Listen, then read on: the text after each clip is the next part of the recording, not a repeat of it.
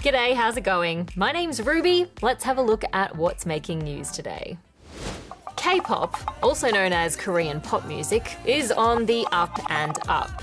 The group BTS has just made history by becoming the first K-pop band to win Best Group at the Billboard Music Awards. With all this buzz comes a whole lot of superstar wannabes trying to make it big on the scene. So, what does it take to get there? Apparently, quite a lot. It's estimated there are about 1 million K-pop wannabes in South Korea and around the world, and the competition is pretty fierce. Here in Seoul, in South Korea, there are entire schools dedicated to giving students the skills they need to become a K-pop sensation.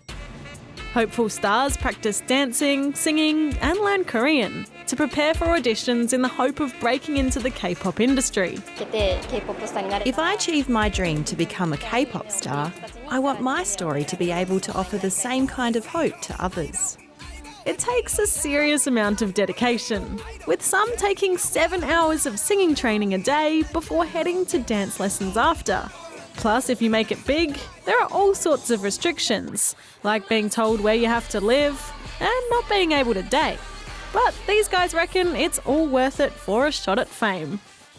Speaking of music, this unlikely hit made it to the 11th spot on the UK singles chart this week.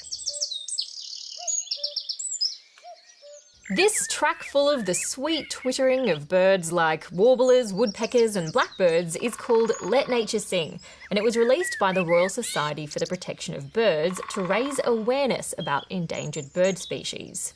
Pretty clever campaign, and it's definitely relaxing, even if you can't sing along. The number of hippos in East Africa is taking a tumble, and a new study's looked at exactly how bad that could be for the ecosystems they live in. You might know that hippos have a bit of a rep for being hungry creatures. Well, all that eating leads to a lot of poo. Poo that is super high in nutrients that help keep the soil and plant life healthy. They're kind of like big nutrient pumps, so losing them would be a big shame. Up next, we're taking a look at what's happening in the world of sport. If Lionel Messi doesn't score some impressive goals in a match for Barcelona, did he even really play? Messi, oh my goodness! This unreal free kick was Messi's 600th goal for Barcelona. He helped round off Barca's 3-0 win over Liverpool in the Champions League semi-finals. Speaking of guys who are good at stuff, 2 of the NBA's best are fighting it out in the playoffs, and Game 2 was tough. James Harden struggled to see after a nasty eye poke, and Steph Curry was sidelined for a bit with a dislocated finger, although it didn't stop him making stuff like this look effortless. Golden State won the game and are leading 2-0 in the series so far. And turns out this American tennis player has special powers. He was about to serve the winning point when this dust storm picked up the ball and helped him win. Commanding the wind to swerve his serve? Definitely a superhero of some kind. Now it's time for a segment that I've decided to call You Did Good. Here, have this. Good news, my friends. I have the answer to a question you've been asking since you were a little kid. I can indeed tell you how to get to Sesame Street. That's because to celebrate the show's 50th year on telly, a big intersection in New York City has officially been given that name. A whole bunch of colourful characters turned up for the grand opening, including Big Bird, Elmo, and my personal favourite, the Count. Jaden Smith, who you may know is the son of Hollywood actor Will Smith, is a pretty big celeb in his own right. But soon he'll be playing the role of another big celeb, Kanye West, who's done well enough at life to get a TV show made about himself.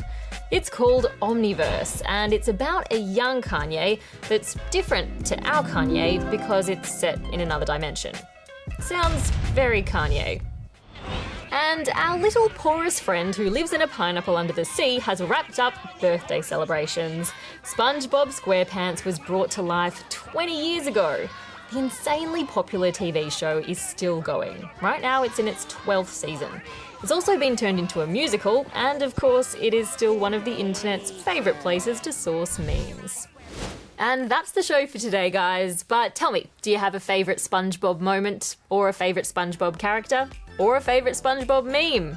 Let us know in the comments, and don't forget to like and subscribe.